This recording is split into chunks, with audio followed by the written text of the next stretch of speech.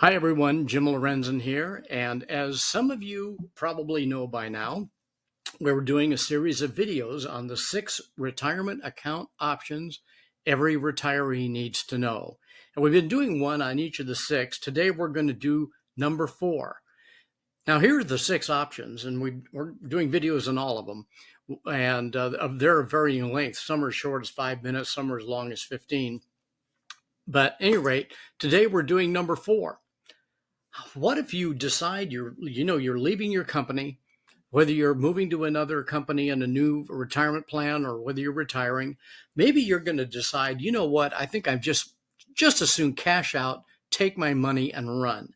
Is that a good idea? Well, we'll find out.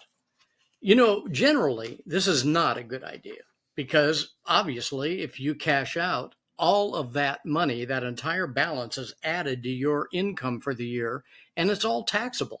And it'll probably move you into a higher tax bracket. So that's one problem. The other is that you lose tax deferral on the money that's in the plan. I don't know how great a value that is. We've been told all of our lives that having money in a retirement plan tax deferred is shielding it from the government.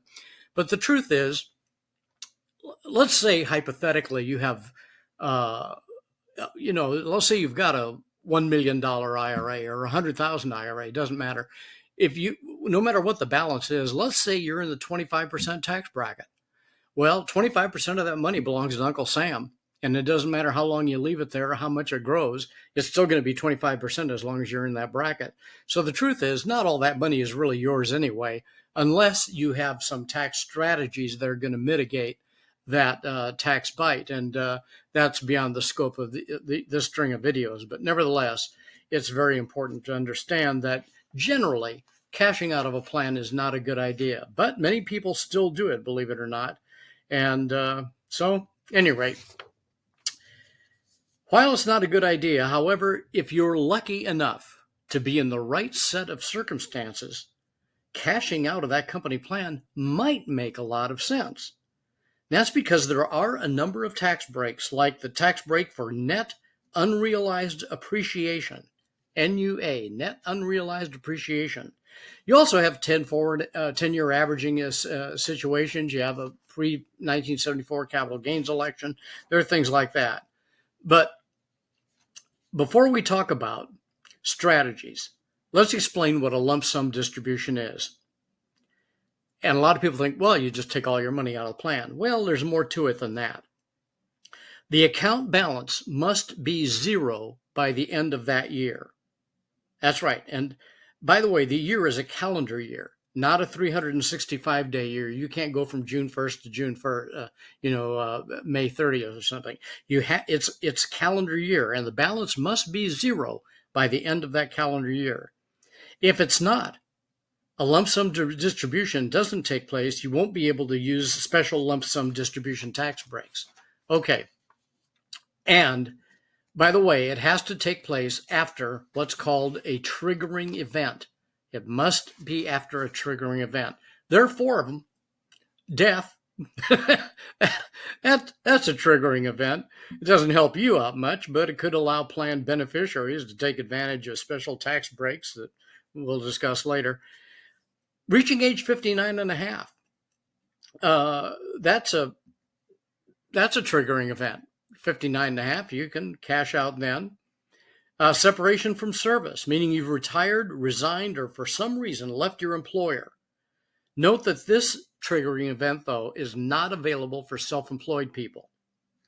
But if you are self-employed, disability is a triggering event.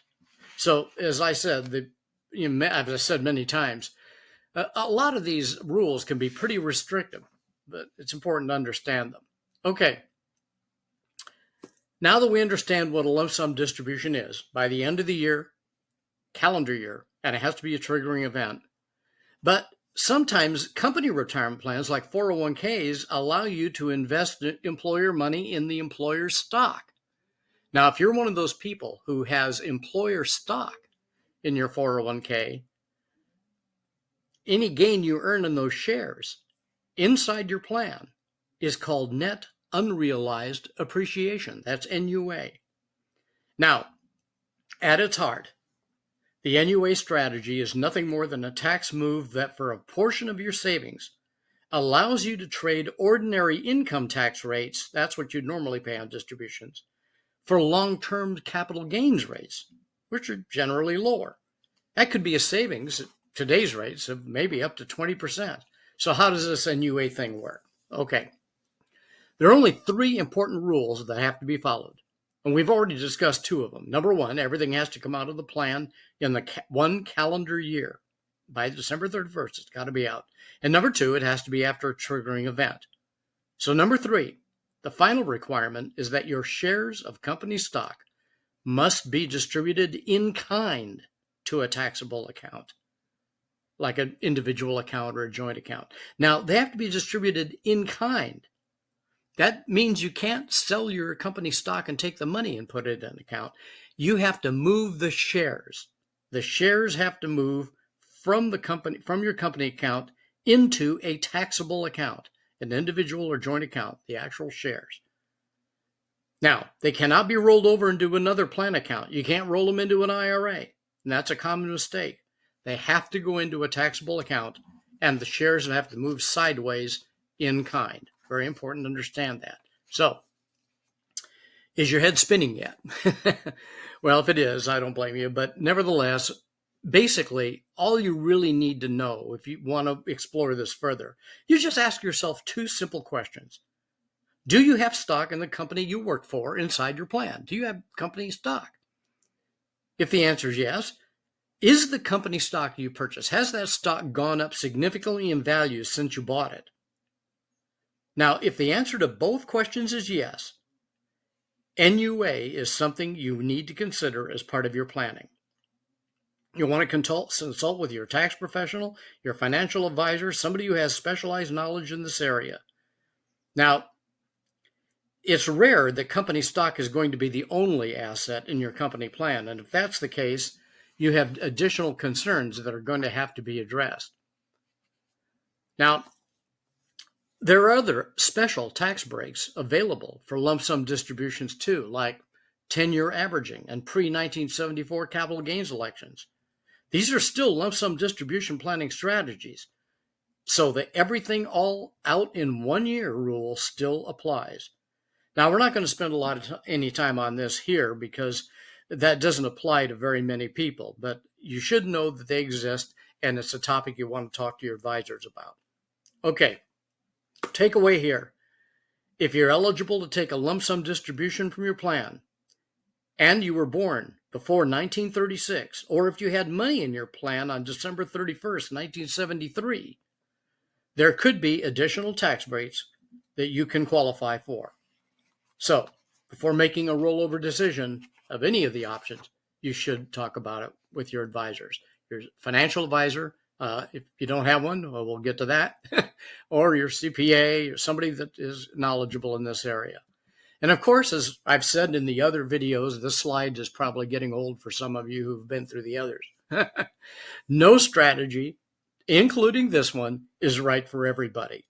There are some reasons why it may not make sense for you, and they are right here up on this slide for you to look at. Okay, that's number 4 of the 6 options that are available to you. And if you're thinking about converting your money to a Roth IRA, that's going to be the subject of our next video. So I'm here to help. I am a retirement specialist. That's all I do. I've been doing it for over 30 years. If you need help, I'm here to help. I'm a certified financial planner. I'm a registered investment advisor, and I am an accredited investment fiduciary. I'm an independent financial advisor who's been in practice for over 30 years, and retirement is all I do.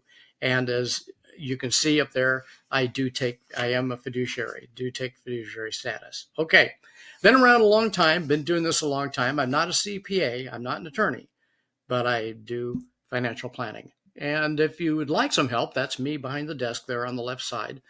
On the right side, you can see where our website is, Indefin, short for Independent Financial, indfin.com. Go to the Getting Started page. The Getting Started page will show you the protocol of how to get started if you would like me to be of some help to you. And I'm looking forward to seeing you on the next video. Enjoyed it. Thank you. Take care.